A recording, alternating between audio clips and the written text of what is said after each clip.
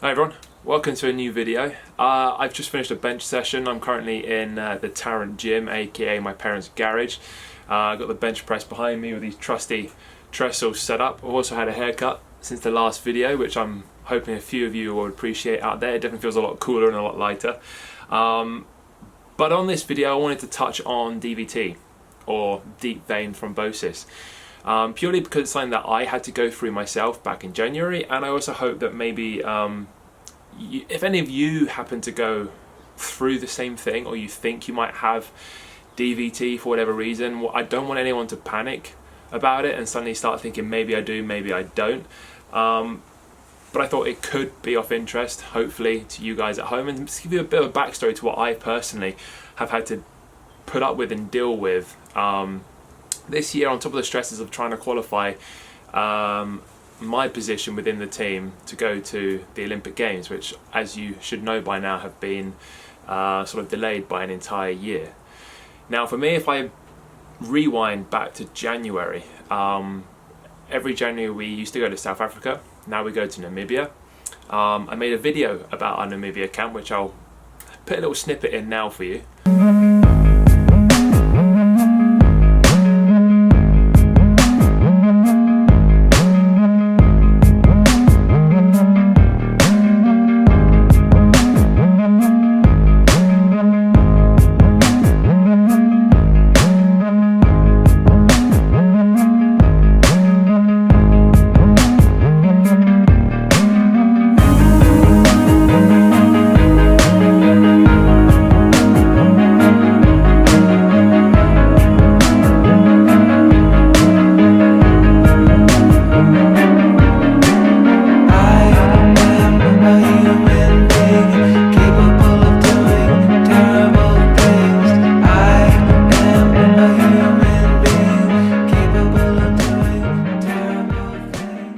And now for me, it was this training camp where I think the DVT was developed. Now, we go out to Namibia following our Christmas holidays. We don't do a lot of training, but we try and keep ourselves ticking over. For me, in that period, I prioritise a lot of cycling, purely because we don't cycle that often, and I myself, I'm not the best cyclist. A lot of the other guys in the team are very quick. And because the Namibia camp is, it's a volume camp, so you're doing a lot of cycling, a lot of erging, I can look after myself in the erg. I've been doing that long enough now, but when it comes to cycling, if I can get used to cycling and sort of increase that specific fitness before I go out on that camp, it'll make the camp a lot easier for me and a much more manageable. So I did a lot of cycling. I didn't do much weights. If I did, it was more upper body because I got a niggly left shoulder, so I did quite a lot of volume and conditioning to make sure that my shoulder could withstand the load on the rowing machine. But we turned up at Heathrow Airport the day we were flying out to Namibia, and all I remember is just having really bad DOMS, which is delayed onset muscle soreness, in my legs. And I think when I left my parents' house, after a couple of steps, I actually lost balance almost in my legs. Like they buckled underneath me because they were so sore. And I remember my little brother laughing at me, thinking it was funny. And you know, I guess it is pretty funny at the time. But I remember having those DOMs and then having to obviously have an 11-hour flight to Johannesburg, where you sit around the airport for another couple of hours before an internal flight to Namibia, which I think is maybe another 2-hour journey onto there. And then you've got a short coach journey from the Namibia airport out to where we were staying in Windhoek. Now, for me, the symptoms started showing halfway through the training camp, and so I would be getting soreness in the base of my left foot, and I would feel it more after resting. So I wouldn't feel it when I'm working out, I wouldn't feel it cycling, running. I would just feel it every morning when I get up out of bed, or every afternoon after having a nap. I would put weight on it and it would be so sore, but the more I moved, sort of the easier it went, and the more the pain went away. At the time, I just thought it was maybe because I had my cycling shoes done up a little bit too tight, and it could be something as simple as that. You know, you're spending 3 hours a day on a bike. You know, why wouldn't I think that that could be causing the issue? So I just sort of went about it and just finished off the rest of the training camp. And then it was actually after the flight from Namibia to Johannesburg. It's Johannesburg where that's where the pain really set in. I remember being in a lot of pain walking around around Johannesburg Airport. And I feel like I was limping pretty severely, where other team members were sort of bringing it up, like, "Oh, are you okay? Like, you got a bit of a limp going on there." But we had the 11-hour flight home, and I remember the next day we had off, and for me that was like a blessing. I could just rest. I remember just lying at my home with my foot up on the back of the couch, just trying to elevate it and sort of, help the recovery process the best I could. And then we went back to training as normal, felt a little bit better, it was still sore to walk on. But at the time I couldn't see the team doctor, so I spent every day with the physio just trying to sort of loosen off sort of the problem areas. But over the course of that next week, the pain started getting worse and worse and worse, and I still wasn't really feeling it in my calf. I was always feeling it in my foot, and the foot was incredibly sore. So I just sort of, finally, when I got to see the team doctor, this was sort of at the beginning of the second week of training, she diagnosed me with a plantar fascia issue.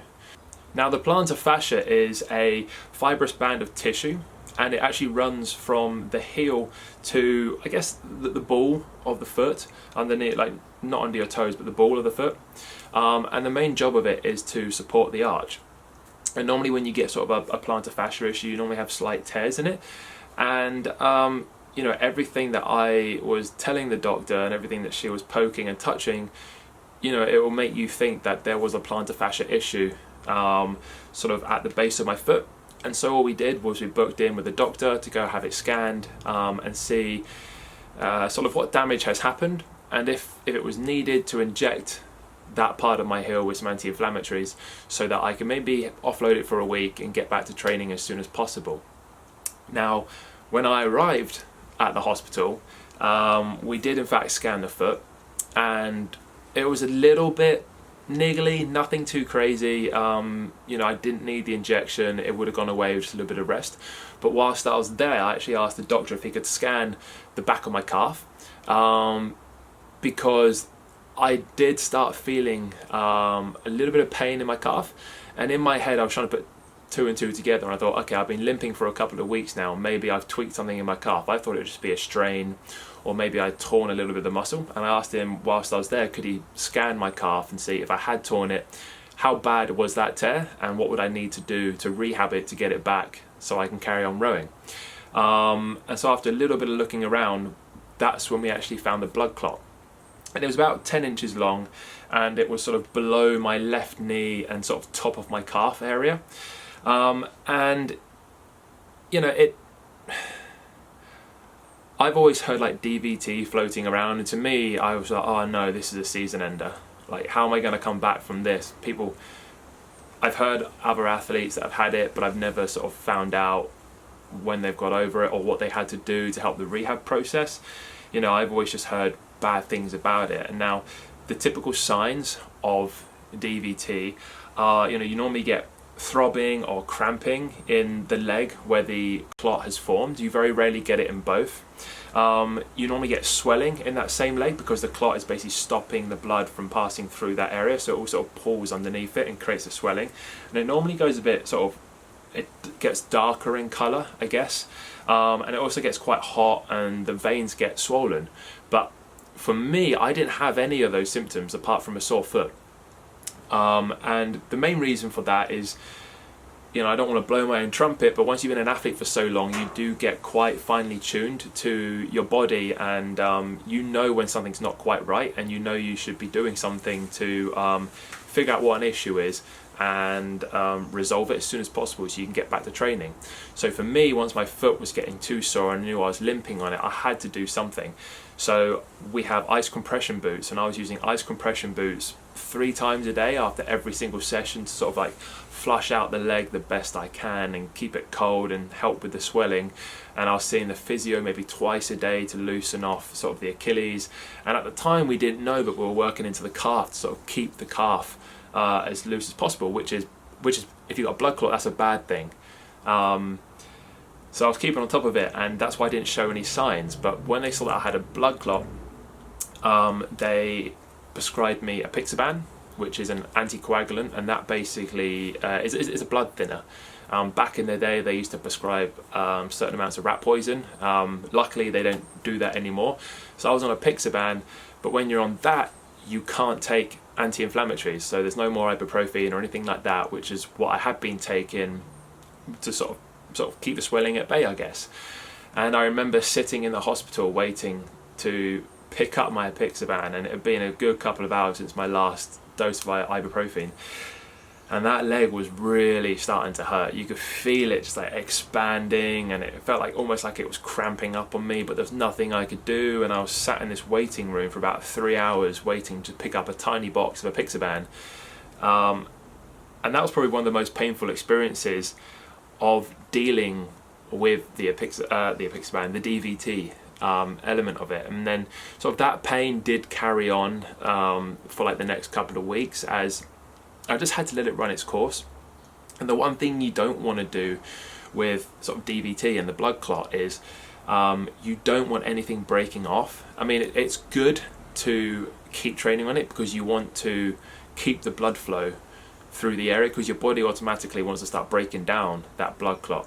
But what you don't want to do is work out so hard that it breaks off, and then that clot can find its way to your lungs, and then you got a whole another realm of issues that in some cases can be fatal. So that was one thing we were watching out for. I wanted to try and keep training. I needed to keep blood flow. That was good for me, and that was good for the clot, but I couldn't go so hard that I cause even further issues, which is what I was trying to sort of keep well away from. So all I could really do was, in the beginning, training on the bike. And so I did a lot of training on the bike, and after about, I guess, at least a month of training on the bike, I then progressed to the rowing machine. Now, the one test I had once the pain had gone away of whether I could actually row again was this test where we call it the knee to wall, and I'll demonstrate it to you in the next clip. So basically you have just a plain wall, and normally you would have markers on the floor, and those markers is where you place your toes, and you basically want to measure the distance between your toe and the wall, and you gradually move your toe further and further away from the wall, and keeping your heel planted, you bend your knee and you want to touch the wall with your knee, and you keep moving your toes away until you can't touch the wall without lifting your heel, and then that's your set point. You don't go any further. Now, when I started and it was all very new to me, I had 17 centimeters range of movement on my right, and on my left I was -2. So there's a big difference there. -2 is I could barely bend my leg. I had zero mobility through my ankle, and that was my limiting factor. If I can't move my ankle and I can't get any range out of my calf, then there's no way I can move up and down the slide, so there's no way I can row. So I was back on the bike, doing my mileage. I was seeing the physio still, trying to loosen off my Achilles and get some range back from my ankle joint, but we had to stay as far away from the clot as possible, because again, we didn't want to break anything off. So I was in the ice boot, I was icing it all the time, no anti-inflammatories, banging the apixaban day and night as what was prescribed, especially for the loading week. And slowly but surely that range of movement started coming back, to the point where I could get back on the rowing machine, and I thought I was doing well until our physio Sally took some video of me on the rowing machine, and it wasn't as symmetrical as he wanted it to be. So I think by the time I really got back on the ergo, I had 17 on the right and maybe 15 on the left. But the biggest issue we found on the rowing machine was when I was sliding up, so from the side, so my right heel would be planted and my left heel would rise. You're being filmed. And so you sort of had that difference where the left heel would be higher than the right, and when I came into the catch, sort of the left knee would be higher than the right knee. And that's because I didn't have the range of movement. So to get that, I was sort of hoiking my hips and rowing quite twisted. But for me, I felt natural, and it's only when I saw that video footage, I was like, oh, I am very, very skew width. And And so we just had to be patient with it, and that went right through up until I guess the Portugal training camp. I'll insert a clip now of where you saw me and Will training together.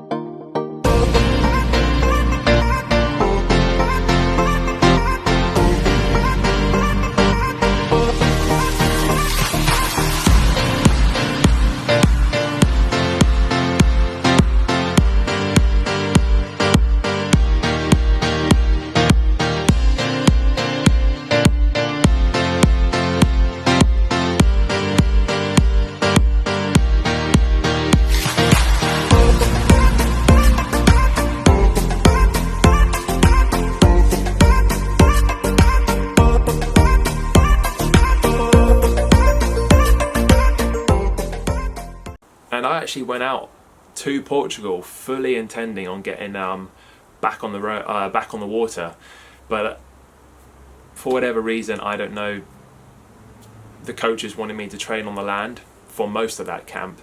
So I think me and Will actually managed to get out in the pair maybe 3 or 4 days left of camp, and that was maybe a week and a half before the final trials.